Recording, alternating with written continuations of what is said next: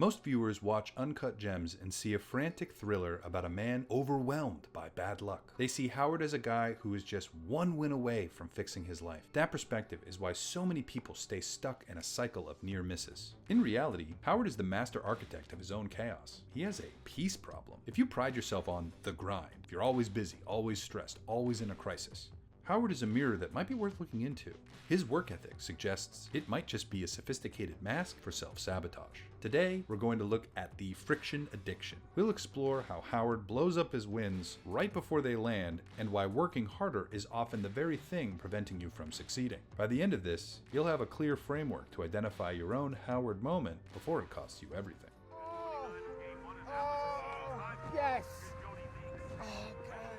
Howard has several moments where he could walk away. He has the money and he has the path to safety. Instead, he places a bigger bet. He creates more tension. For so many people, peace can feel remarkably like stagnation. You've been conditioned to believe that if you aren't struggling, you aren't growing. This creates a psychological glitch where you subconsciously sabotage a stable project or a healthy relationship just to feel the adrenaline of fixing it again. You're not really addicted to the results. It's more you're addicted to the tension of the climb. If you're waiting until the absolute last minute to start a task, you might be a procrastinator, but you also might be someone who's just addicted to that friction. Some people require a crisis in order to feel motivated. What are you doing? What are you doing? Howard, Betty's waiting for you. Okay, coming up. Even when there's friction, we still get down to business. But Howard, he uses his business as a shield to avoid being a present father, a husband, or a man with any internal depth. As long as he is hustling, he has a valid excuse to be absent from his own life.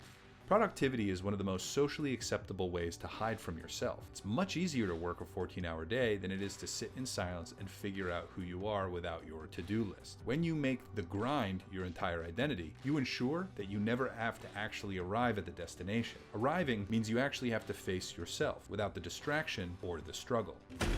Let me out! What are you doing?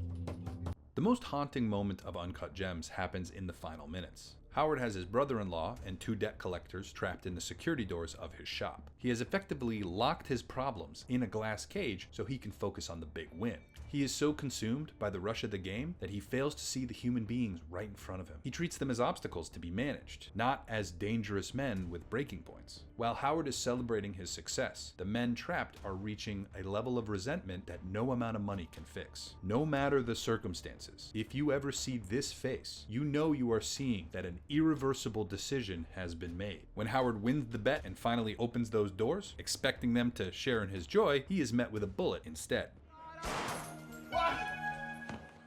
This is the ultimate cost of the hustle mindset. When you are so focused on the next play, you develop a dangerous level of tunnel vision. You stop seeing your colleagues, your friends, and your family as people. You see them as variables in your equation. You trap them in your grind until they reach a breaking point. And then by the time you finally win, the damage is irreversible. Howard won the bet, but he lost his life because he forgot that the world doesn't stop turning just because you're focused on a score.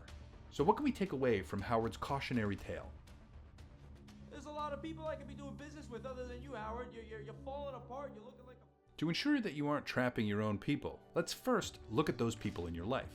Employees, partners, family. Are you currently putting them on hold or locking them in a metaphorical waiting room while you chase a goal? Make sure you occasionally check in on them. It could be that their patience has a deadline you can't see.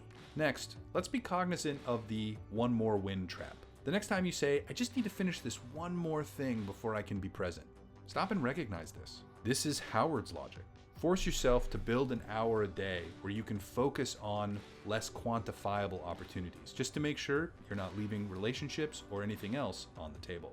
Lastly, in every high-stakes interaction, prioritize the relationship over the transaction. Howard's downfall was assuming that a win for him would make everyone else forget how he treated them during the struggle. Success is worthless if you burnt every bridge required to get there. Aim to provide and receive mutual support for the people in your life. This will not only strengthen your relationships, but it will make every victory a celebration instead of a hollow win. Thanks for watching.